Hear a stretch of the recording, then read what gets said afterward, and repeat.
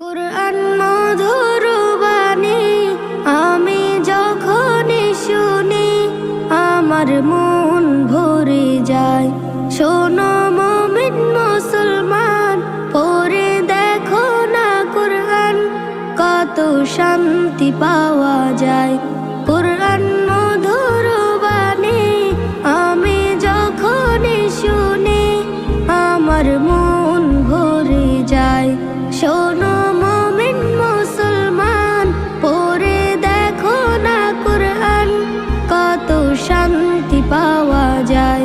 কুরআন মধুর বাণী প্রতিটি